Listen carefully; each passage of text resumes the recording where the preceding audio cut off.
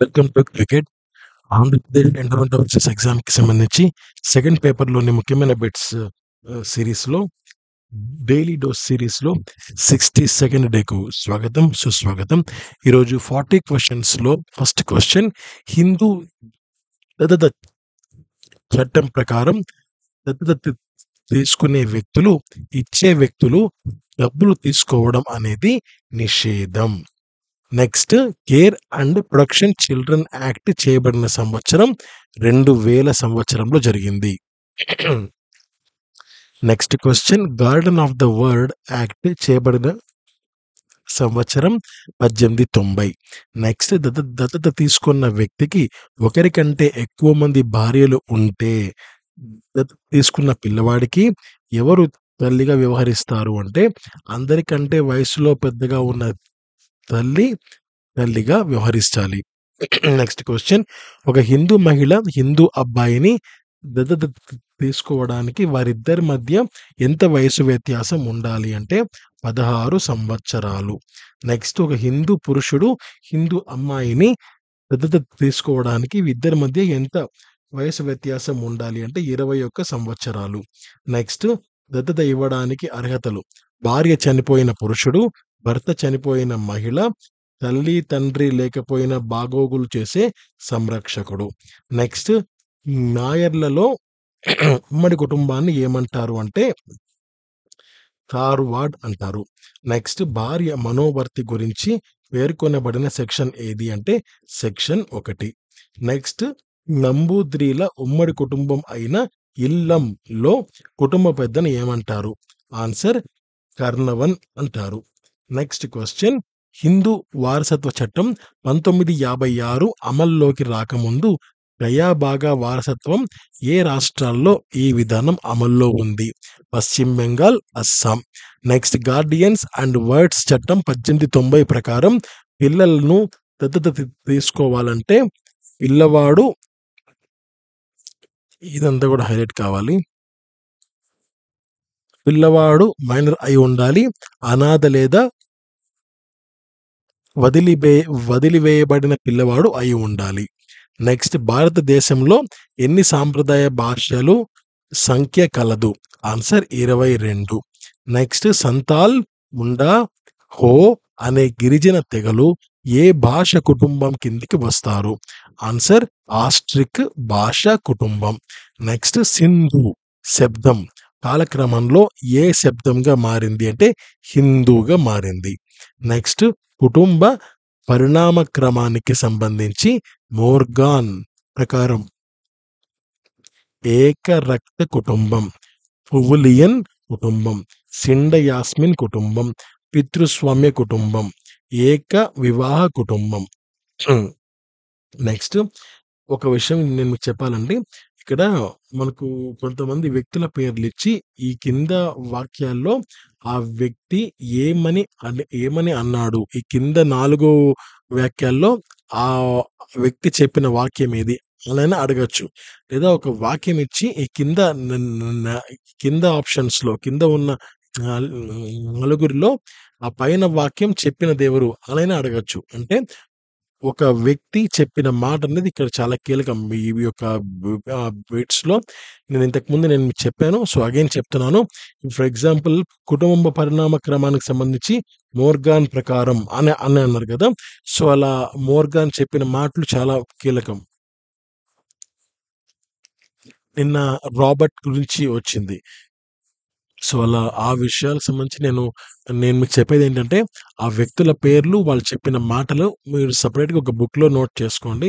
So, examination point of view, exam వెళ్ళడానికి ముందు వాటిని రివైజ్ చేసుకోవడానికి చాలా ఈజీగా ఉంటది.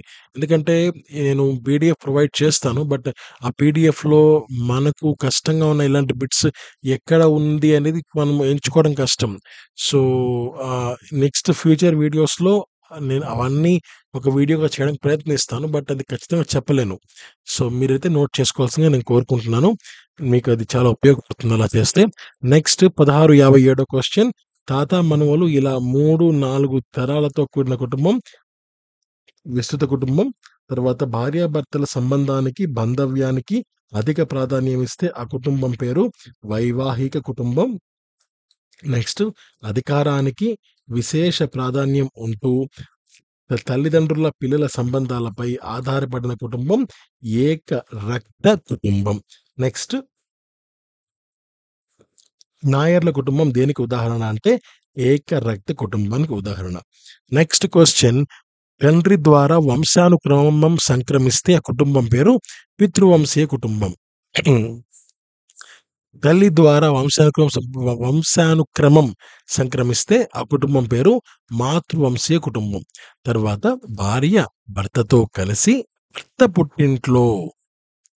భర్త పుట్టింట్లో నివసించడం పితృస్థానిక కుటుంబం. ఏ కుటుంబంలో భార్య భర్తతో కలిసి భార్య పుట్టింట్లో ఉంటే అది మాతృస్వామ్య కుటుంబం. తర్వాత ఒక కుటుంబంలో పిల్లాడు జన్మించి అతను సామాజీకరణ పొంది వివాహం అయ్యేంత వరకు అదే కుటుంబంలో ఉంటాడు. ఆ కుటుంబం పేరు ఆవిర్భావ కుటుంబం. నెక్స్ట్ ఒక వ్యక్తికి వివాహమై సంతానం పొందితే ఏర్పడే కుటుంబం పేరు పునరుత్పత్తి కుటుంబం. నెక్స్ట్ మాతృవంశీయ కుటుంబ సంస్థను కలిగిన సమాజం పేరు కేరళలోని నాయర్లు. నెక్స్ట్ నాయర్లలో కుటుంబం పేరు తెరవాద్. నెక్స్ట్ క్వశ్చన్, సాధారణ ప్రజల సంగీతం అంటే తామస సంగీతం.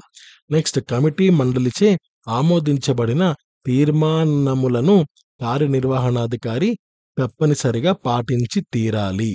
నెక్స్ట్ క్వశ్చన్, ధార్మిక సంస్థల తరపున న్యాయస్థానములకు బాధ్యత వహించే వ్యక్తి కార్యనిర్వహణాధికారి. నెక్స్ట్ క్వశ్చన్, అంటే ఏదైనా లీగల్గా ఏదైనా ఇష్యూస్ వస్తే ఆ సంస్థ తరపున కార్యనిర్వహణాధికారి కోర్టుకి హాజరు కావాల్సి ఉంటుంది. నెక్స్ట్ గాంధర్వ వేదానికి సంబంధించినది ఏది అంటే గాత్ర సంగీతం, వాద్య సంగీతం, నృత్యం.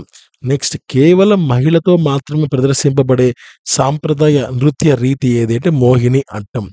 ఇది చాలా చాలా ఇంపార్టెంట్ బిట్, బాగా గుర్తుపెట్టుకోండి. కేవలం మహిళతో మాత్రమే ప్రదర్శింపబడే సాంప్రదాయ నృత్య రీతి మోహిని అట్టం. నెక్స్ట్ మఠాధిపతి హోదాలో ఉన్న వారిని తీసుకువచ్చి ఆలయ పూజారిగా నియమించవచ్చా అంటే నియమించకూడదు. నెక్స్ట్ కథక్ నాట్యంలో ప్రసిద్ధి చెందిన వారు కుముదిని గోపీకృష్ణ. నెక్స్ట్ క్వశ్చన్, మంత్రాలు మరియు ఔషధాలను గురించి చెప్పు వేదం పేరు అథర్వణ వేదం. నెక్స్ట్ క్వశ్చన్,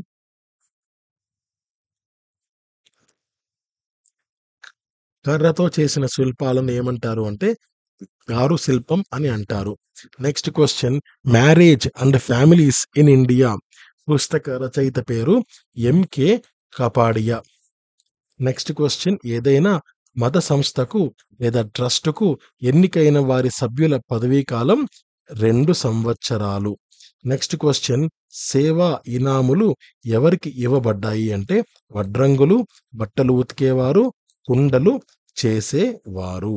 సో ఇవి ఈ రోజుకి సంబంధించిన ముఖ్యమైన బిట్స్. 62లో 1641 నుంచి 1680 వరకు పూర్తయిపోయాయి. అండ్ పీడిఎఫ్ ఇప్పటిదాకా నేను 1000 బిట్స్ వరకు ఇవ్వడం జరిగింది. అండ్ 1000 నుంచి అండ్ అంటే ఎప్పుడైతే మనకు ఈ 1680 ఉంది కదా, ఇది 2000 మార్కుకి వెళ్ళిన ఆ రోజు 1 నుంచి 2000 వరకు ఒక మెగా పీడిఎఫ్ని నేను మీకు అందివ్వడం జరుగుతుంది.